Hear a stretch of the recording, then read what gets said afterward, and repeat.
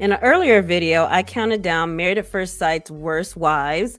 Well, it's only fair that I do the same for the husbands. So, in this video, I'll be counting down the 10 worst husbands ever on Married at First Sight to date. Plus, if you stick around until the end, I've thrown in a couple of honorable mentions. Eventually, I'll do a countdown that highlights some positives about something Mavs related. Unfortunately, I don't know what that'll be just yet. By the way, this video is sponsored by HelloFresh. I can't wait to tell you about it. But in the meantime, let's take a look at some of the lowlights that 10 of the husbands brought to the show. I'm Tamara, and this is Tamara Lynette Tales. Let's dive in. Kicking it off at number 10 is David from season 3. David was matched with Ashley. The interesting thing about this pair is that throughout the season, Ashley appeared to be mean and cold towards David. She was not attracted to him and wasn't shy about letting him know almost every chance she got. Meanwhile, on camera, David appeared to be a nice guy who was being treated like crap by Ashley, which earned her a villain title for that season. In the end, they parted ways on decision day. After his season ended, the story broke that David pleaded guilty to a misdemeanor charge of disorderly conduct and was forced to take anger management classes because of his toxic behavior with one of his ex-girlfriends. So this caused Ashley's mom to speak out and spill the tea on their marriage. She said that Ashley told her that David was a door slammer and got in her face. Of course, those instances never made it on TV, though, but it turns out he wasn't the man people thought he was. Meanwhile, Married at First Sight doubled down on their love for David and cast him in their Married at First Sight Second Chances show, where he had the opportunity to choose multiple women to date from a pool of 100. But this time, more of David's personality came out, though, and he was playing with women's emotions while pitting them against each other. When it came down to his final 2 prospects, he gave both of them the impression that he would choose them in the end. But in an unfortunate turn of events, he told them both to kick rocks, leaving the ladies angry and confused. Number 9 is season 13's Zach. Zach was matched with Michaela, also known as Hurricane K by her family. Throughout the course of their marriage, these two went on an emotional roller coaster. Zach never really felt sure about his feelings for Michaela, and when things got tough, he'd bring the waterworks. During the season, Michaela earned the reputation of having a short fuse and a bad temper, leaving many to feel bad for Zach. Heck, I even felt bad for him at times. Their decision day was so confusing. He read a letter to Michaela expressing how she was one of the most wonderful women he's ever met, next to his mama, of course, only to turn around and say no to staying married. Shortly after decision day, they apparently tried to make it work, but when it didn't, he turned to his castmate's wife for companionship and started a serious relationship with Bao. But little did Bao or Michaela know that before, during, and after the show, Zach never stopped running in those F-boy streets. Multiple women admitted to being with Zach while he was with Michaela and Bao. One of the women brought undeniable receipts. I have a few videos on my channel breaking this down in great detail. It's a juicy story. If you haven't heard it, be sure to check them out. This was a very messy situation, one where Bao probably called up Michaela and said, "Girl, your husband is cheating on us." Coming in at number 8, here's Johnny. Johnny was cast in season 13 and married Bao. They were the first Asian couple matched on the show. They also had a history together. They knew each other in college, but they claimed they never dated. After their walk down the aisle, it didn't take long for Johnny to start showing signs of being controlling, plus fire insults and complaints towards Bao. He said kissing her was like kissing his sister. He told her that he was often turned off by her when she was giddy, to which she replied. He also accused her of not being genuine because she took credit for meals they cooked together, even though she did prepare meals for him to take to work, but he didn't feel she deserved credit for that. That's because she should have prepared him HelloFresh meals. They have 40 different options to choose from every week, so she could have impressed him with a completely different meal every day. Between taping the show and going to work, they had no time to go to the grocery store, right? So the convenience of these meals being delivered to their shared apartment would have been perfect. Something tells me Johnny is a picky eater. I don't know if he was trying to avoid carbs, was a vegetarian, or loved meat, but they have meals for even the pickiest palates. I mean, if he wanted the meal quick, organic, or farm fresh, she could have been like, bam, I got you. Plus, flex about how money conscious she is because the meals are less expensive than eating takeout every day. You see me over here cooking my meals. I'm meal prepping for the week. I'm telling you, this food reheats nicely and it is yummy. Now, you know I have a deal for you, right? If you would like to try HelloFresh, go to HelloFresh.com and use code 65TAMRA for 65% off plus free shipping. Yes, I will not leave you astray. HelloFresh is everything. Go to HelloFresh.com and use code 65TAMRA for 65% off plus free shipping. Bon appetit! So let's not forget the time Johnny confronted Val about her bathing schedule on camera, only to learn that he showered multiple times a day and was maybe a little OCD about it. Oh, and remember when he told Pastor Cal, I feel like I wish I'd been matched with literally anyone else. But then he committed the ultimate sin. He uninvited her from the family barbecue. Now that was a real slap in the face. Meanwhile, all along, Johnny was displaying serious mama issues and the need for nurturing he didn't receive when he was a kid. In the end, on decision day, Johnny surprisingly said yes to staying married. However, Bao said no and then hopped in bed with Zach. Number 7 is Brandon from season 10. Brandon was matched with Taylor. Now, in all fairness, both of these two were kind of a hot mess. Brandon signed up to be on TV, but hated being on TV. He would often get mad and even confront the camera crew about filming him and his interactions with Taylor. Hello, mister, you're on a TV show that's documenting your life. What did you expect? One time, he got mad at Taylor for filming him with their handheld camera while she joyfully woke him up on their honeymoon. He gave her the silent treatment all day long. He spent most of the season away from their shared apartment to avoid being filmed. Plus, he usually needed time to cool off from one of their many arguments. But like I said, Taylor was no angel. She posted a video on Instagram ranting about why is it so hard to find a man who's over 6'3", has a job, never been to jail, and not gay. Yeah, that didn't go over so well in their marriage. On decision day, Brandon showed up late with an attitude, then got mad when Taylor said no to staying married. After decision day, they ran into each other at a club and got into a confrontation that landed them both in jail.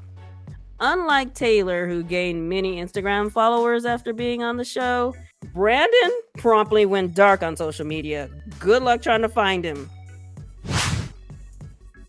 Rolling in at number 6 is season 10's Michael. Michael married Mika, and the trouble between these two started almost immediately.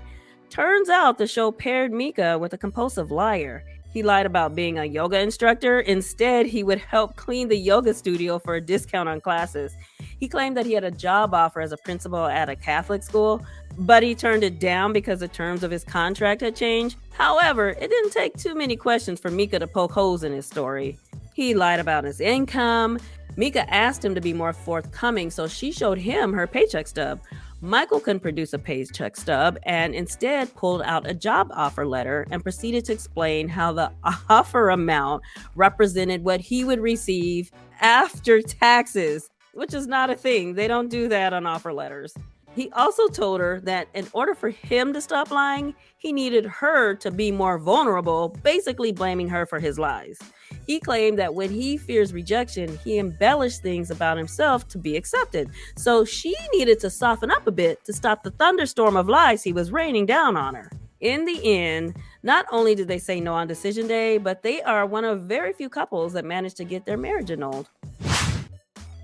Coming in as the 5th worst husband of Married at First Sight is season 10's Zach. Zach married Mindy and let it be known that he did not find her attractive. Mindy may go down as being one of the nicest wives we've seen on the show. She tried so hard to take the crumbs Zach gave her and turn them into a marriage, but he continued to shoot her down as if it were a video game and he was trying to beat his high score. He refused to move into their shared apartment with her. She moved in as a sign of keeping her commitment to the process. He was a horrible communicator. He was a master of crafting word salads. He had a lot to say, but it literally made no sense.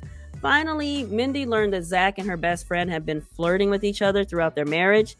Not only was that the last straw for Mindy, but she lost who she thought was a good friend. No one was surprised that they chose to get divorced on decision day. Number 4 is Luke from season 8. Luke married Kate and didn't waste any time telling her that he wasn't attracted to her. As a matter of fact, after kissing her, he said he felt dead inside. Such a drama king. He also said he didn't enjoy being intimate with Kate and felt repulsed by her. He really knew how to make a woman feel special, you know. Throughout their season, Luke would gaslight Kate. He would not take responsibility for the problems he created in their marriage and often twisted the blame onto Kate. When it came down to the end, Kate had a little something in her pocket for Luke, a little nugget. She said his Facebook status listed him as being in a relationship with a man. So based on that and a few other pieces of evidence, she proclaimed that Luke was gay. Luke denied it and said his friend changed his status as a prank, but it was too late. No one could unhear her allegation, and a cloud of doubt was cast upon him. Worst husband number 3 is Matt from season 9. Matt married Amber. Amber was so smitten with Matt. They appeared to get off to a good start.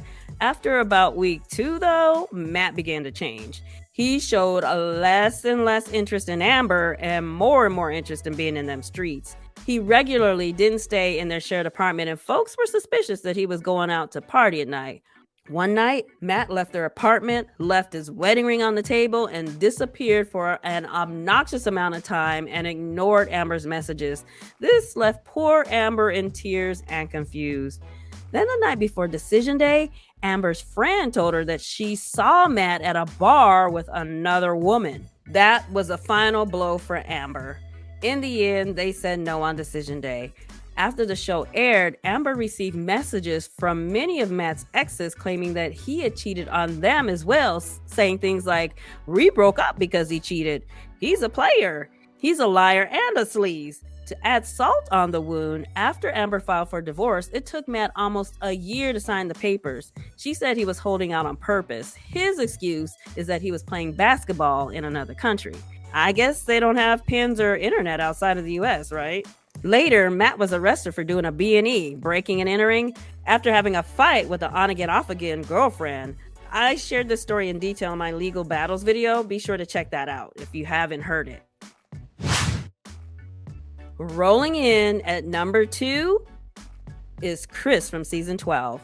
Chris was paired with Paige.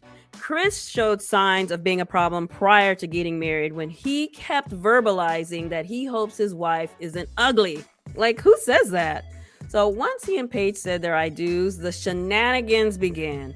Chris made it clear that he wasn't attracted to Paige, yet he slept with her on their wedding night and then the following morning.